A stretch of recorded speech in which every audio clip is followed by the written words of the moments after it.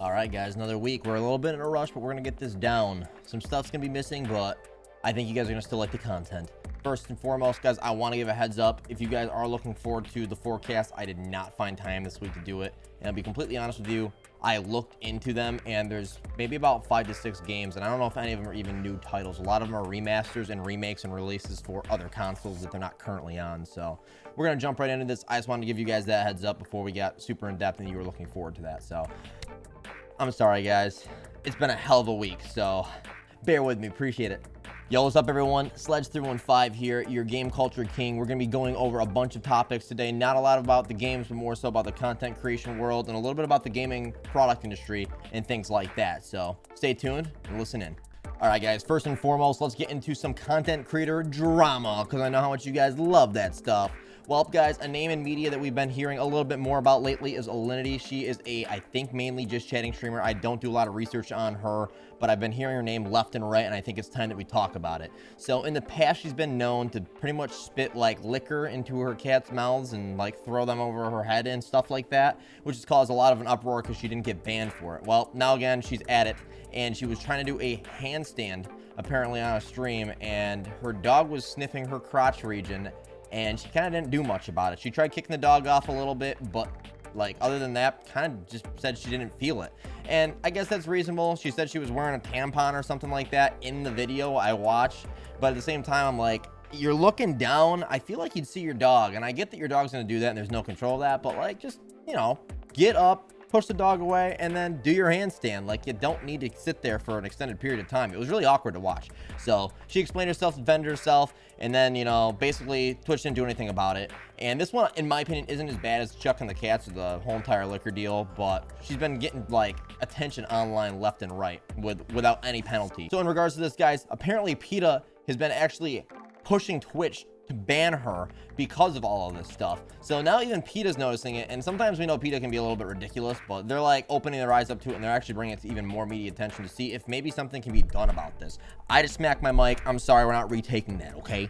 In the meantime, guys, Corina Ban, I don't know how you pronounce her last name. We're just gonna say Corina. She is a streamer. She plays Fortnite, has fun on her Twitch streams, was banned for something that happened a year ago. And this happened to be going on when she was doing like her birthday party, I guess, on stream.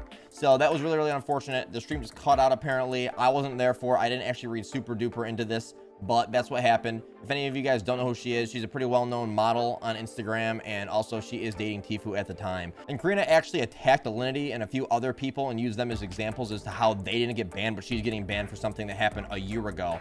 And she's basically like, okay, it's time to like dig up everyone's wrongs that they messed up on years ago and then bring it back to the surface so Twitch can ban them. So there's a little bit of a bicker battle between ALINITY and Corina due to this. So basically, guys, I never actually saw the image of what she got banned for, but she was fixing her hoodie in it. And I'm not sure if it was actually like a lingerie bra thing or something that was more risque, but basically it was presented on her stream during a just chatting stream a year back, and they just picked it up some way, somehow. They saw it in a filter or something, maybe reported it recently, and that's what got her the ban. Well, anyways, long story short, they did uplift her ban, and now she's not banned anymore, but she, to my awareness, has not streamed since. So the curiosity comes from, do you think that she's going to continue on Twitch, or do you think she's going to move elsewhere? Because she was pretty upset about it. You guys let me know. In other news, guys, 2 other content creators, Viperous, I believe is how you pronounce her name. She actually had something similar happen to her on Twitch where she was banned and then unbanned. This one was for saying the word nerd. She was saying the word nerd. I listened to the clip and it did sound like nerd to me, and it's something that she calls a lot of people on stream, whether it's in her chat or people that she's killing in game. And basically, someone reported it and they said that she said the N-word. So, you know, that whole entire ordeal with that stuff going on where it feels like you can't say anything with the letter N to start the word, unfortunately. So everyone's trying to look for ways to bring people down. Unfortunately for her, she said the word nerd, and somehow someone thought it sounded like the N-word. So long story short, she got banned. They did some more review of it, and then they unbanned her. So she was really grateful for it, but unfortunately, she lost a handful of subs from it. So, you know, it's like she's not doing anything wrong, but she's getting penalized for it. And I was actually looking to see if Twitch was going to do anything to compensate it, but to my awareness, they had not. And last but not least, guys, this is actually another streamer that has been leaving Twitch for Facebook Gaming. It is Zero. He is one of the most renowned Smash Bros. Players right now that I know of. He used to be in the professional scene. He dropped out of that and then started his Twitch streams, and he blew up around 500,000 followers to my awareness, and he holds the Guinness World Record for most consecutive tournament wins for Smash Bros, which is unbelievable because the number is 53 consecutive tournament wins, which is crazy. I would highly suggest you guys check this guy out, even though he is leaving Twitch for Facebook Gaming. So guys, let me know your thoughts on his transition over to Facebook Gaming. I'm a little bit curious to see what that's all about, because now you got this guy's toast, him, and maybe some other people. So I gotta check out that platform and see what it's all about. But next on the list is Razer. We all know them pretty darn well. If you guys do not, they make keyboards, mice, gamepads, headsets, chargers, all that cool stuff. I think they even got into like Xbox controllers for Razer. And basically, long story short, place seems like it would be cool to work at, but apparently 2 people came out about how the CEO was quite abusive. This article I read was from Kotaku. This is the source that I read it from. But basically, the CEO of the company, Min Liang Tan, is abusive in the manner of yelling at employees, and also, I guess, one of them, not sure if it was one or both, said that he threw a clipboard at them. So sounds like it's actually physically abusive and kind of a scary place for these people to work in. Razer replied back that there's always going to be bad employees that are basically going to blow things out of proportion, try to get it to the media in a bad fashion that maybe is over exaggerated. So basically, it brings the company and the CEO down. Now, I'm not entirely sure. It's tough to just take 2 employees' words, but at least it's not just one. There's 2 sources, and that kind of holds a little bit more value in my eyes. What do you guys think? Are you guys interested in working at Razer now? I mean, honestly, if I got hit with a clipboard, but I got to work at Razer, it'd be pretty cool still. I'm just kidding. I don't want to get hit with a clipboard. All right, guys. This one, we were talking about it last week. We're bringing it to this week.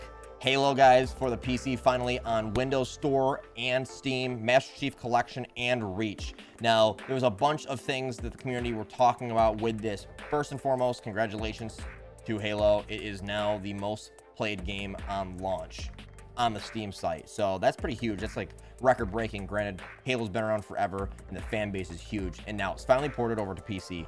Apparently, they had attempts for this in the past that didn't work too well. Looks like they did a better job cleaning it up this time around.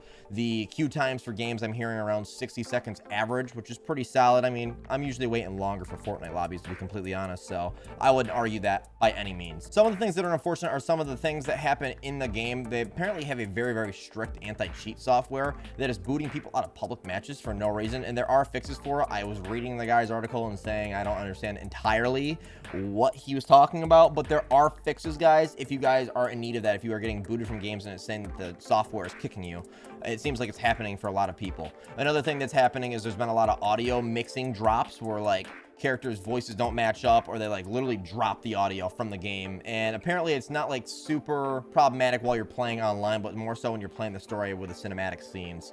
So I mean, if you can get over those 2 things, I don't think that this game has got a lot to complain about, and especially at $10. If you guys didn't know, I'm talking about Halo Reach in particular right now, because Master Chief Collection has been out since 2015, whereas Reach is just kind of like hitting this, and there wasn't really a title for the Xbox One. I don't think. I could be wrong. Please do not hate me. Comment below if I'm wrong, because sometimes I am. But yeah, again, guys, it's $10, so you couldn't go wrong even if you've never even played the Halo games. And I didn't play Reach growing up. I did play Halo 3 with my buddy, and I loved it, but I never actually owned any Halo games. But they're good titles, guys. I mean, seriously, pick them up if you've never checked them out, especially if you're a younger crowd person. Classics. You ever break your arm?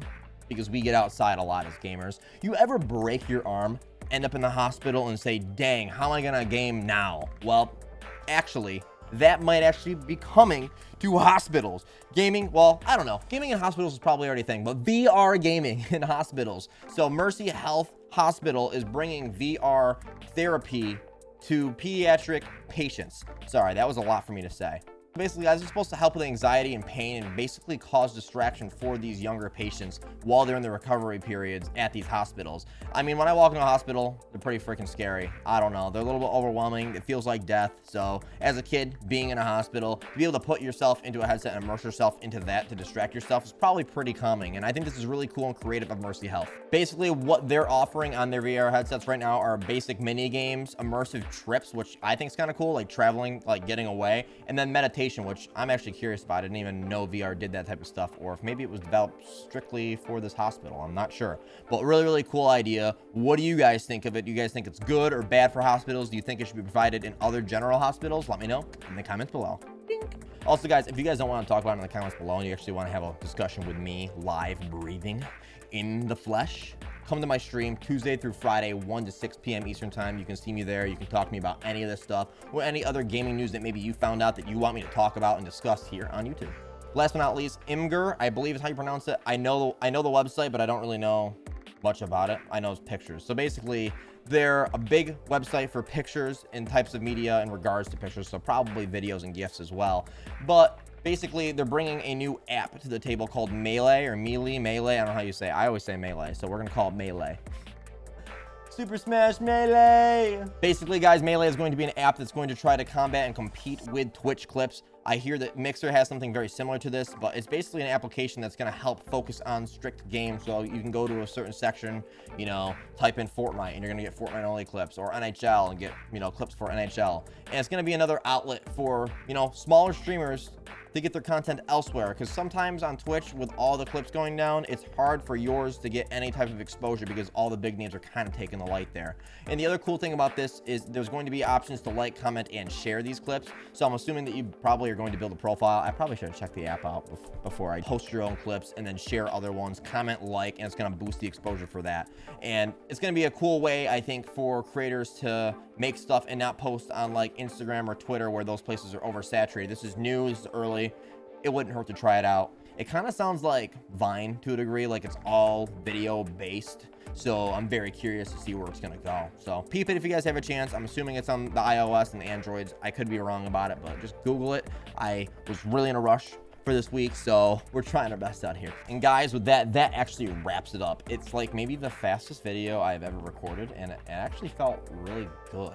I like the forecast, but the forecast actually take up a lot of the recording. So this is really, really interesting. You guys actually let me know if you guys prefer to have without the forecast or with the forecast, or if we should do, you know, less in-depth forecast with maybe main titles or something like that. Would really appreciate it. Thank you very much, guys. Last but not least, please do not forget to like, comment, subscribe, hit the bell so you guys know when I drop every video, Sunday and Wednesday. I hope you guys enjoyed the news for the week. Have an incredible week. I had a freaking outro, but I freaking forgot it. Oh my God, I remembered it. News off, game on. All right, take it easy, guys. See you next time. News off, game on. See you later, kids. You're not kids.